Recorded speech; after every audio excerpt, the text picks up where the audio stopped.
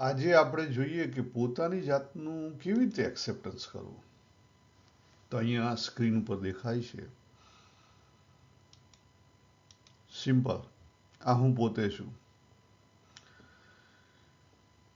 મારું એક emotional logical mind એટલે કે કોન્શિયસ માઇન્ડ છે. કોન્શિયસ અને સબકોન્શિયસની બેની વચ્ચે એક લેયર છે, પતલું લેયર, જેને આપણે ઇમોશનલ માઇન્ડ કહીએ છીએ. પછી સબકોન્શિયસ માઇન્ડ આવે. સબકોન્શિયસ માઇન્ડમાં આપણે ડિટેલિંગ કરીએ તો બે ભાગ પાડી શકાય: અપર સબકોન્શિયસ માઇન્ડ અને લોઅર સબકોન્શિયસ માઇન્ડ.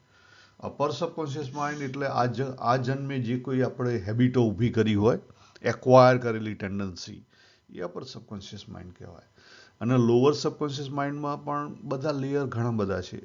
આગલા જન્મથી આપણે જે કોઈ અતૃપ્ત વાસનાઓ લઈને આવ્યા, એ બધું લોઅર સબકોન્શિયસ માઇન્ડમાં આવે. એની નીચે પછી જીવ બેસે.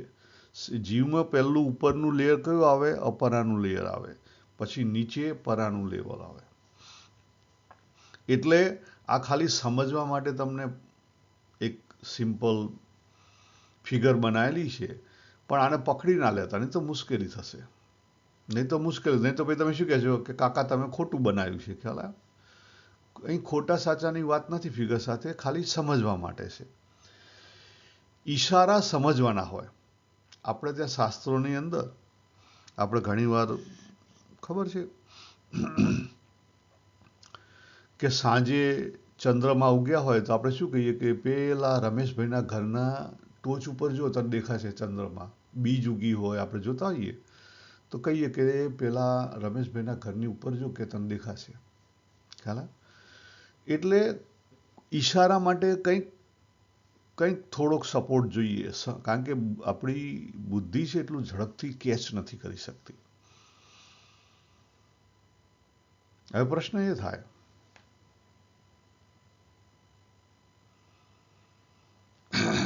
ખાલી સમજવાથી પણ પ્રોબ્લેમનું સોલ્યુશન થાય? જેમ છે તેમ સમજાય તો થાય, બાકી ના થાય. હવે જેમ છે તેમ ક્યારે સમજાય?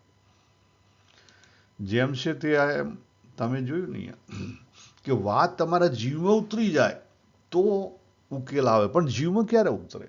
વાત જીવમાં જ્યારે તમે સ્થિર હો ત્યારે ઉતરે. સ્થિર ક્યારે હોઈએ? જ્યારે આપણે આપણી જાતનું એક્સેપ્ટન્સ કરેલું હોય ને ત્યારે આપણે સ્થિર હોઈએ. સારનો સાર બતાવી દો. આપણે ત્યાં સેલ્ફ એક્સેપ્ટન્સની વાત થાય છે, જાતનો જેમ છે તેમ સ્વીકાર કરવાની. પણ એમાં આપણને હજી સાચી રીતે સમજાવવામાં નથી આવતું. ઘણીવાર સેલ્ફ એક્સેપ્ટન્સથી મોટા પ્રોબ્લેમ ઊભા થાય છે. એટલે હું આજે તમને સેલ્ફ એક્સેપ્ટન્સના માઇનસ ને પ્લસ પોઈન્ટ બે કહીશ. જો તમારે તમારી જાતને સ્વીકારવી હોય તો તમે તમારી જાતને એ રીતે સ્વીકારો, ખાલી એકનોલેજ કરો કે તમારી અંદરથી તમે અંતરદ્રષ્ટિ કરો, અંતરદ્રષ્ટિથી જે કંઈ તમને લાગે, જે કંઈ વસ્તુ લાગે, એ વસ્તુને ખાલી એકનોલેજ કરો કે હા, મારી અંદર ક્રોધ છે. ખ્યાલ કે ક્રોધનો સ્વભાવ છે, કે કામ છે, કે લોભ છે. આટલી વસ્તુ ખાલી જુઓ. એને કોઈ રેજિસ્ટર નહીં કરો, એને કોઈ જજ નહીં કરો.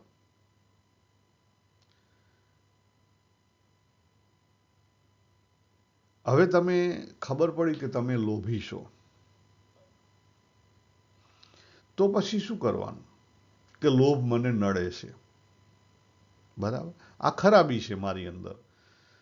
તો એ ખરાબી છે, એમાં તમારે ખાલી સજાગતાથી વર્તવાનું છે કે જેથી કરીને લોભ હાવી ના થઈ જાય. એટલે સહજતાથી વર્તવાનું છે. નાના સ્ટેપ. કેટલા નાના સ્ટેપ?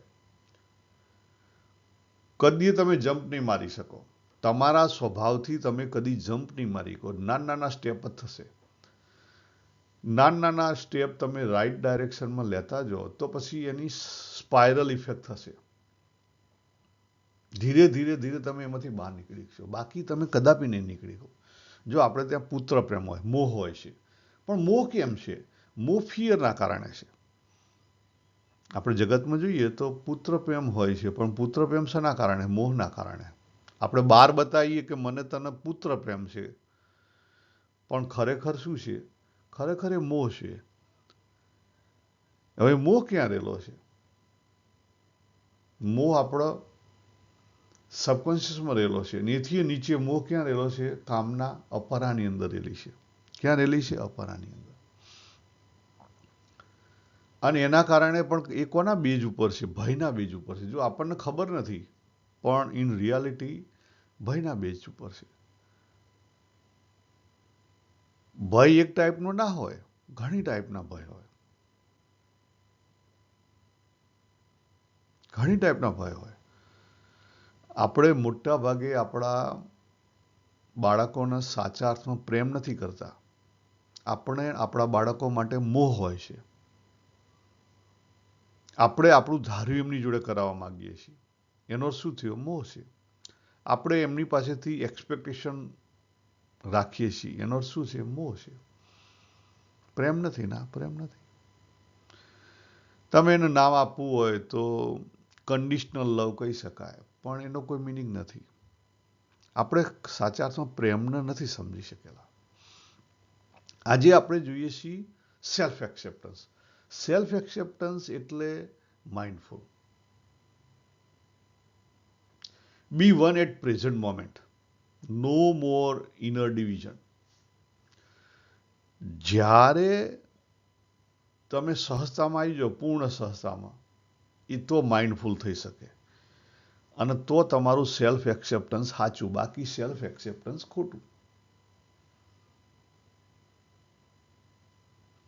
સેલ્ફ એક્સેપ્ટન્સનો અર્થ એટલો જ થાય કે આપણે ખાલી એકનોલેજ કરીએ છીએ કે આપણી અંદર જે કંઈ ઇમ્પરફેક્ટનેસ છે એનું એકનોલેજ કરીએ છીએ વિધાઉટ જજમેન્ટ. બટ એને હાવી થવા દઈએ છીએ? ના, આ બહુ અગત્યનું. એને હાવી નહીં થવા દેતા આપણે.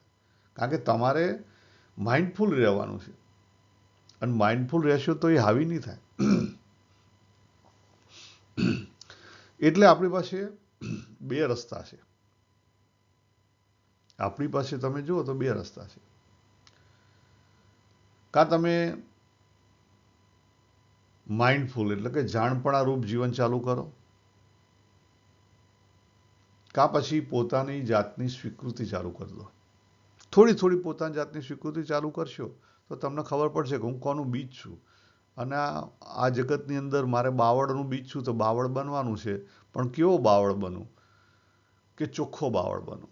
જે ભગવાને જે માટે બાવળને મૂકેલો છે એ જ બનું, બીજું ના બનું. એટલે પરધર્મ બધા ભલે દુનિયાદારીથી તમે દુનિયાદારીને તમારું સેલ્ફ એક્સેપ્ટન્સ બતાવવાની જરૂર નથી. બતાવવા જશો તો મુશ્કેલી થશે. જગતમાં જગત પ્રમાણે રહેવાય. ફરી કહું, આ જગતની અંદર જગતના રૂલ્સ એન્ડ રેગ્યુલેશન પ્રમાણે રહેવું પડે. તમે બધે તમારી હાંકવા જાઓ તો મુશ્કેલીનો પાર નહીં. તમે ખોટા હલવાઈ જશો. જ્ઞાની કોણ કહેવાય? જગતમાં જગત પ્રમાણે રહે અને પોતાને જાણી રાખે.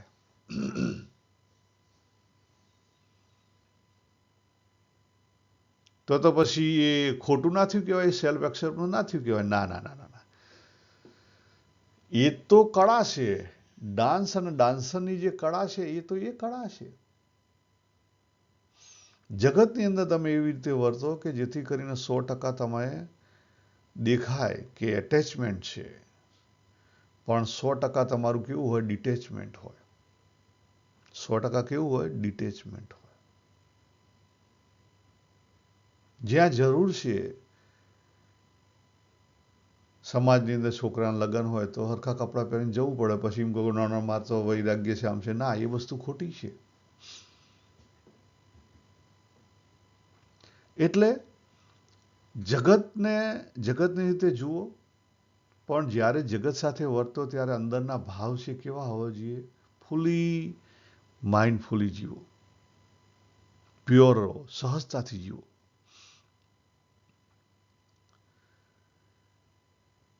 ડાન્સ અને ડાન્સર એક રસ થઈ જાય એનું નામ સહજતા. પણ એક રસ થઈ જાય એટલે એનો અર્થ એ નથી કે તમે એની અંદર ભરાઈ જાઓ, એ તમને ફરી હાવી થાય. એક રસનો અર્થ એ નથી. તમે એવો રોલ ભજવો એક્ટર તરીકેનો કે જ્યાં સુધી તમે એક્ટર છો ત્યાં સુધીનો રોલ ભજવ્યો, જેવા ત્યાંથી નીકળી ગયા તરત બીજી મોમેન્ટે બહાર. બી હિયર નાવ. બી હિયર નાવ જે કહેવામાં આવે છે ને, પ્રેઝન્ટ મોમેન્ટમાં જે રોલ છે એ ભજવી લો. એની ઇફેક્ટ તમારી ઉપર ના થવી જોઈએ. તો તમે હાચા. આ સારનો સાર મેં કહી દીધો. એટલે આજે આપણે શું જોયું? Self acceptance. સેલ્ફ એક્સેપ્ટન્સ અને જાણપણારૂપ, સ્વસ્વીકૃતિ અને જાણપણારૂપ, આ બે મેથડ છે. તમને જે યોગ્ય લાગે મેથડ તમે અપનાવી શકો, પણ બંનેની વસ્તુ એક જ છે. અને બંનેમાં જવા માટે તમારે શું કરવું પડશે? અંતરદ્રષ્ટિ કરવી પડશે, માઇન્ડફુલ રહેવું પડશે, સ્લો લાઈફ કરવી પડશે, મેડિટેશનો ઘણા બધા આવે છે એનો ઉપયોગ કરવો પડશે. આ બધી વસ્તુ કરવી પડશે તો ખબર પડશે, નહીં તો નહીં ખબર પડે. અને જાતે શોધવું પડશે. કારણ તમારું બીજ કયું છે તમારે જાતે શોધવું પડે. પોતાનું બીજ કયું છે પોતાએ જાતે શોધવું પડે, બીજા કોઈ શોધી આપે નહીં. તો આપણે અહીંયા પૂરું કરીએ. સર્વેને જય શ્રી કૃષ્ણ. હરિઓમ તત્સત. હરિઓમ.